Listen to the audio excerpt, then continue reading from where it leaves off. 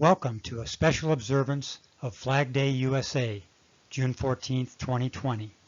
This is presented by the Barry M. Goldwater Chapter, Arizona Sons of the American Revolution.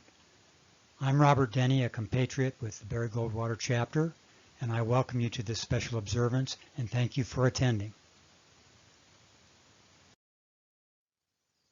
Flag Day, also called National Flag Day in the United States, a day honoring the national flag, observed on June 14th to commemorate the date in 1777 when the United States approved the design for its first national flag. June 14th, 1777. The Second Continental Congress passed a resolution adopting the flag of the United States. Then in 1916, President Woodrow Wilson issued a proclamation that officially established June 14th as Flag Day. August 3, 1949, National Flag Day was established by an act of Congress. Flag Day is not an official federal holiday. However, within Title 36 of the United States Code is the official statute on Flag Day.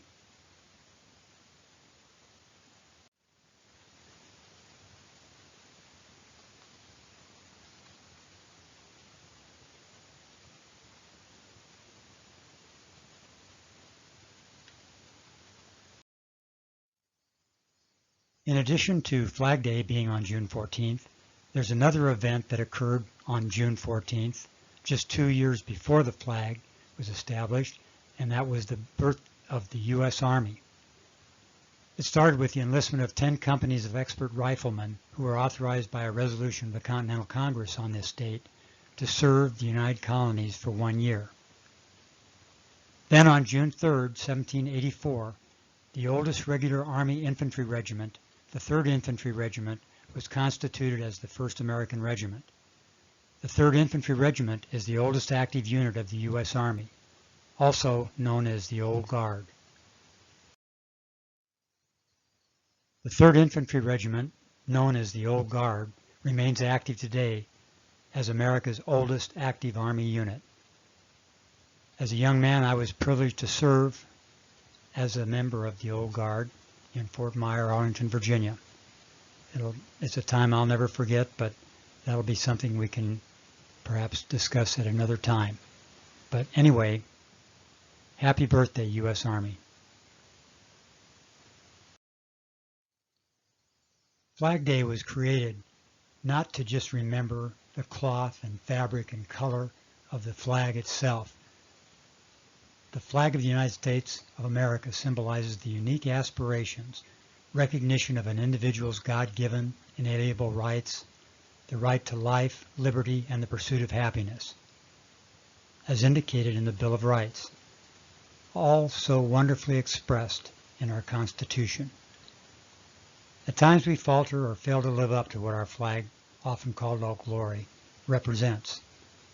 The flag has been weather-beaten, burned, shredded, soiled in battle, but while we mortals are imperfect, the American flag and the republic for which it stands has remained steadfastly with us as a symbol of freedom and liberty and justice for all. As we respect our flag and what it stands for, we hope that the flag will bring inspiration and hope to people of goodwill who want liberty, freedom, and justice for all. In this current period of stress and turmoil, it's a time to reflect, listen, and work to unite and strive to live up to the values our flag symbolizes. Some people fly the flag on certain patriotic holidays or as a symbol of unity in troubled times. Others fly the flag continually throughout the year. Some don't fly the flag at all. We have the freedom to choose.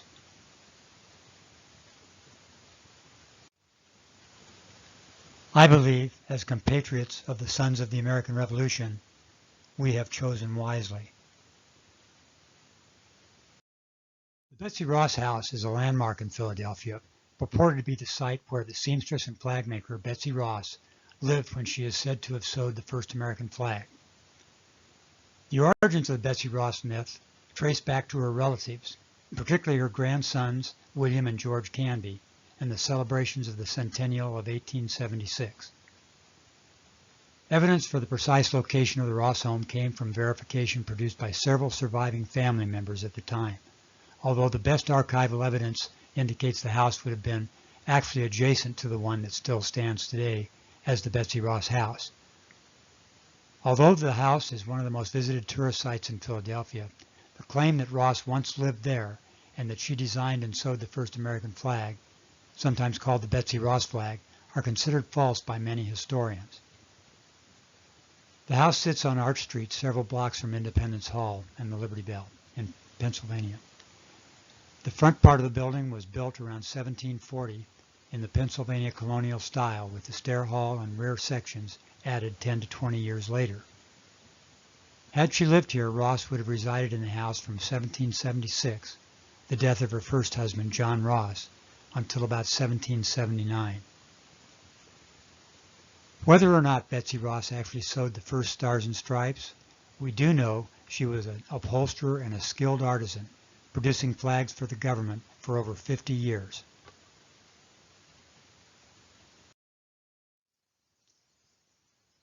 In the history of America since the Revolutionary War, there have been many people that have been involved in helping to create a day to honor the American flag. I've selected 4 that probably had the most impact in the celebration of Flag Day, and I want to go through those a little bit one by one briefly. The earliest reference to the suggestion of a Flag Day is cited in Kansas, a Cyclopedia of State History, published by Standard Publishing Company of Chicago in 1912. It credits Morris of Hartford, Connecticut, as follows. To Victor Morris of Hartford, Connecticut, is popularly given the credit of suggesting Flag Day, the occasion being in honor of the adoption of the American flag on June 14, 1777. The city of Hartford observed the day in 1861, carrying out a program of patriotic order, praying for the success of the federal arms and the preservation of the Union. The observance apparently did not become a tradition at that time.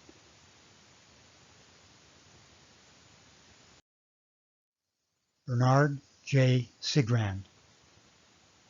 Working as a grade school teacher in Waukeeba, Wisconsin in 1885, Bernard J. Sigrand held the first recognized formal observance of Flag Day at the Stony Hill School. The school has been restored, and a bust of Sigrand also honors him at the National Flag Day Americanism Center in Waukeeba. From the late 1880s on, Sigrand spoke around the country promoting patriotism, respect for the flag, and the need for the annual observance of Flag Day on June 14th, the day in 1777 that the Continental Congress adopted the Stars and Stripes.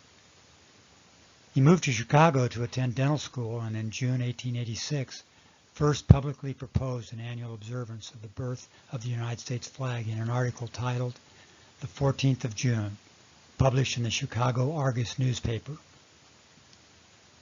In June 1888, Sigrand advocated establishing the holiday in a speech before the Sons of America, a Chicago group.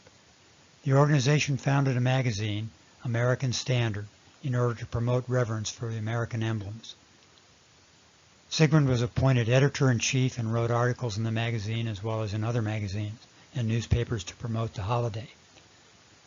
On the third Saturday in June 1894, a public school children's celebration of Flag Day took place in Chicago at Douglas, Garfield, Humboldt, Lincoln, and Washington parks.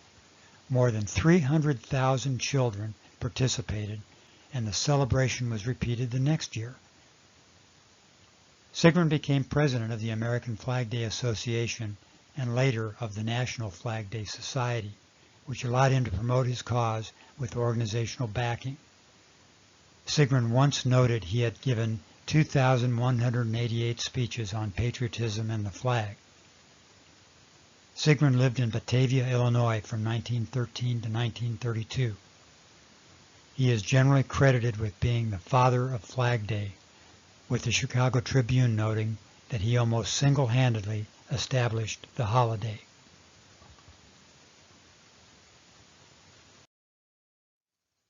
William T. Kerr. William T. Kerr, a native of Pittsburgh and later a resident of Yeadon, Pennsylvania, founded the American Flag Day Association of Western Pennsylvania in 1888 and became the national chairman of the American Flag Day Association 1 year later, serving as much as 50 years.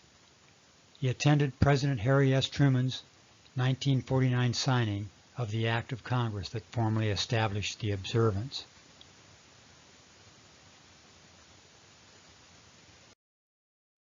Elizabeth Duane Gillespie. In 1893, Elizabeth Duane Gillespie, a descendant of Benjamin Franklin and the president of the Colonial Dames of Pennsylvania, attempted to have a resolution passed requiring the American flag to be displayed on all Philadelphia public buildings. In 1937, Pennsylvania became the first state to make Flag Day a legal holiday. The Elizabeth Duane Gillespie Junior High School was added to the National Register of Historic Places in 1989.